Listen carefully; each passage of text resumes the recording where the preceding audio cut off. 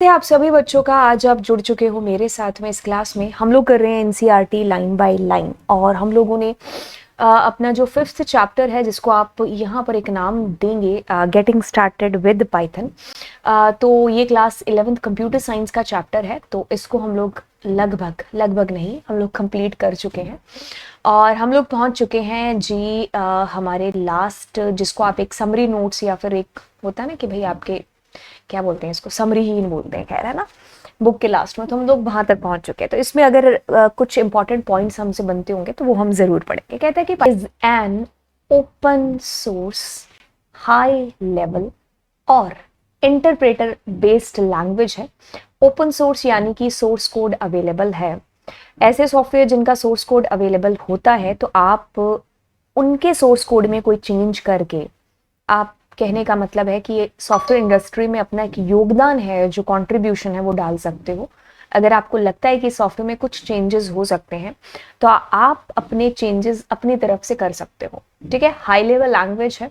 ठीक है, और इंटरप्रेटर है इसके अंदर जो यूज होता है। तो इंटरप्रेट बेस्ड लैंग्वेज है, यानी कि लाइन बाय लाइन आपका कोड है जो बेसिकली रन हो रहा होता है। ओके, कहते हैं कि that can be used for multitude of scientific and non scientific purposes.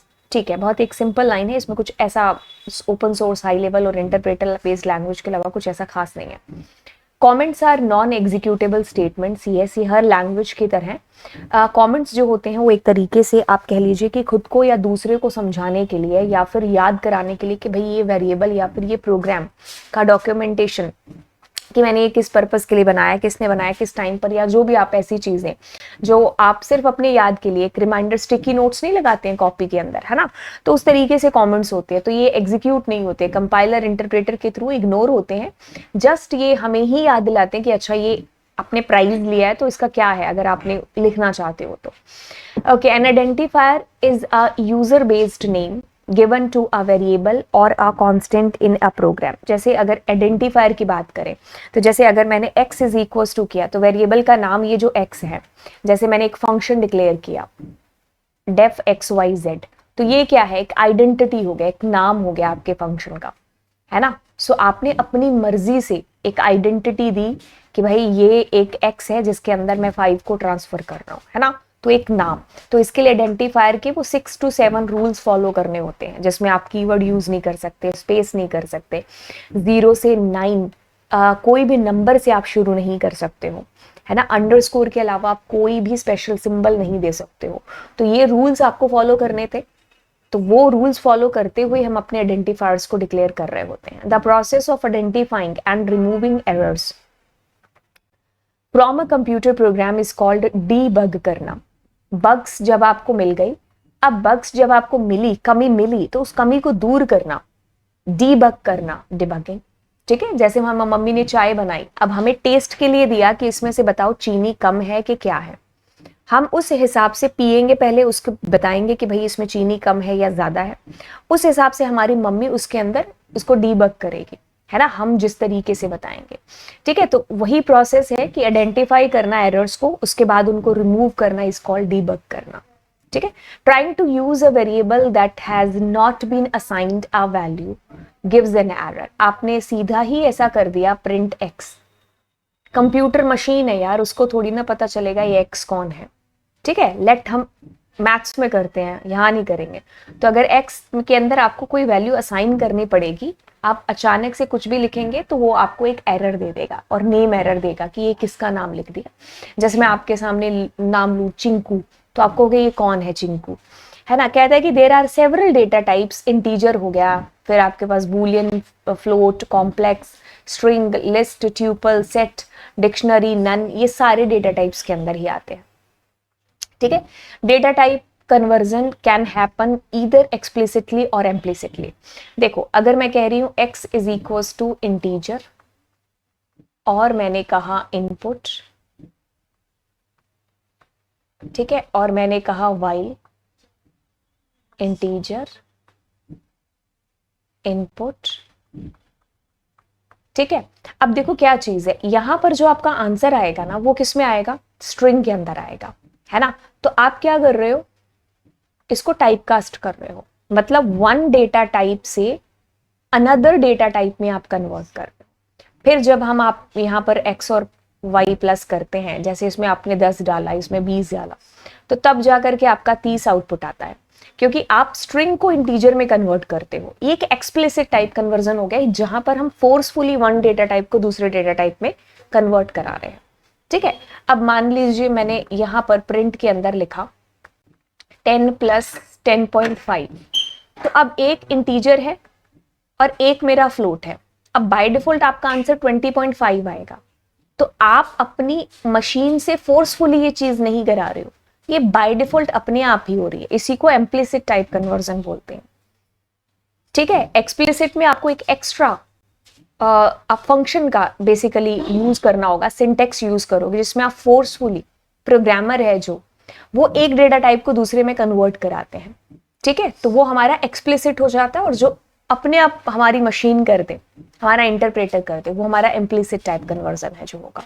तो type conversion means one data type to another data type conversion कराना। ठीक है, राइट। अब ये कहता है कि operator are constructs that manipulate the value of operand. Operators may be unary or binary. सबसे पहले तो देखो, अगर मैंने कहा x प्लस वाई, तो ये मेरे ऑपरेंड हो गए।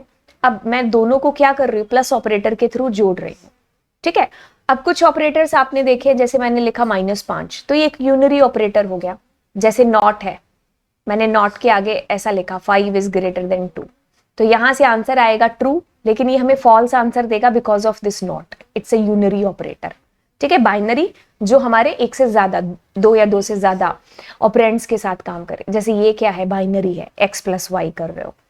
An expression is the combination of values, variables and operands. जैसे कि अगर आप कहते हो x प्लस वाई अपॉन में 2, तो ये पूरी एक एक्सप्रेशन हमने लिख दी ना।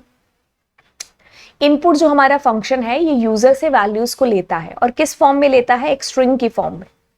आपको जिस फॉर्म में काम होता है आप उसमें कन्वर्ट कराते हो।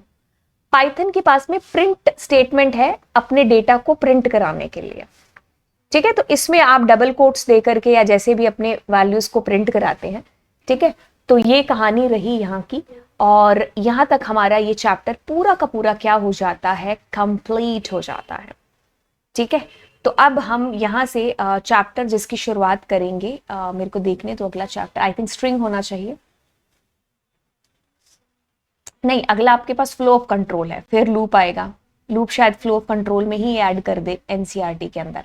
फंक्शंस हम इसमें पढ़ें क्या, एक्चुअली में फंक्शंस आपके क्लास 12th के अंदर चले गए हैं, तो देखते हैं कि इसको मैं आपको इसी सीरीज के अंदर कराऊं। वैसे कराना तो है ही, तो चलो ठीक है, इसी के अंदर चैप्टर 5। एक्चुअली में क्या है कि वर्किंग विद फंक्शन है ना, ये एनसीईआरटी क्लास 11th की का 7th नंबर चैप्टर है। ये पहले हुआ करता था आपके सिलेबस में क्लास 11th में, लेकिन बाद में इसको 12th के सिलेबस में ऐड कर दिया गया। ठीक है, ओके। देन आपके पास में आएगा, हाँ स्ट्रिंग है, फिर आपके पास लिस्ट, डिक्शनरी, ट्यूपल, ये सब आएंगे। ठीक है, हाँ ट्यूपल्स और डिक्शनरी है। एंड देन लास्ट में आपका कौन सा है, मॉड्यूल्स वाला चैप्टर आई थिंक, नहीं सोसाइटल इम्पैक्ट है। ठीक है, तो मॉड्यूल्स वाला भी शायद इसमें ऐड नहीं है, क्योंकि बात ये है कि ये भी जो एनसीईआरटी है ना, अगर आप को ऑनलाइन अगर आप ले, सो ये भी एक्चुअली में क्या है कि 2021 के बाद में आपके पास न्यू प्रिंट नहीं है, ये भी पुराने सिलेबस के अकॉर्डिंग ही है। पुराना इन द सेंस कि बहुत सारे चेंजेस हुए हैं। ठीक है, क्लास 11th में बहुत सारे टॉपिक ऐसे थे जो डिलीट हो चुके हैं, लेकिन वो फिर भी आपकी एनसीईआरटी के अंदर आपको दिखेंगे, 12th क्लास के अंदर भी, 11th के अंदर भी।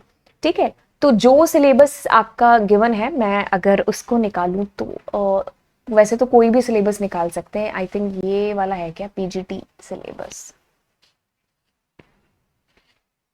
हाँ यही है ना। तो मैं अगर आपको इसमें से बताऊं कि हमने इसमें से क्या कर लिया है आज की मतलब आज तक, तो मैं आपको बता दूं, हम लोगों ने यहां से इतनी चीज कर ली है।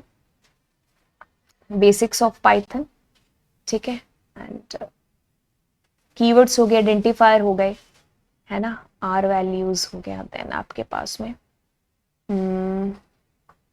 डेटा टाइप्स, म्यूटेबल, इम्यूटेबल, ठीक है, operators that we have done in this chapter only, input output, explicit, ये सारा, इतनी चीज हमने अभी तक की है। और अगर मैं नीचे, ये तो 12th 11th का सिलेबस कंप्यूटर साइंस का है, आईपी का सिलेबस अभी मैं आपको दिखाती हूँ। आई थिंक ये कॉमर्स का है, 11th आईपी। हाँ, तो अभी आपने ये भी कर लिया है, ठीक है, क्योंकि आईपी 11th और 11th कंप्यूटर साइंस लगभग चीज़ें सेम है, यहाँ तक डिबगिंग कंट्रोल, हाँ यहाँ तक। तो ये आपका अभी तक इस 5th नंबर चैप्टर से चीज़ें हो चुके हैं, ठीक है, यहाँ तक की और ये वाली चीज़ें, ठीक है, राइट। अब मैं आपको अगला फ्लो ऑफ कंट्रोल है जो कराऊंगे, ठीक है। फ्लो ऑफ कंट्रोल में अगला जो हमारी यूनिट चैप्टर स्टार्ट होगा ना, उसके अंदर आप ये फ्लो ऑफ कंट्रोल करोगे, मतलब ये वाली चीज़ और ये वाली कंप्लीट हो जानी चाहिए। आई थिंक उसके अंदर लूप भी गिवन हो सकता है, इफ स्टेटमेंट है ना, ठीक है। अगर लूप गिवन होगा तो फिर हम लूप भी कर रहे होंगे, ठीक है। वैसे इसमें फोर लूप दे रखा है आपके पास, वाइल भी है, ठीक है। ऊपर करते हैं, हाँ पूरा का पूरा, ठीक है। एक बार चेक करते हैं कि इसमें लूप है क्या आपके पास, 5 नंबर चैप्टर और 6th number flow of control. हाँ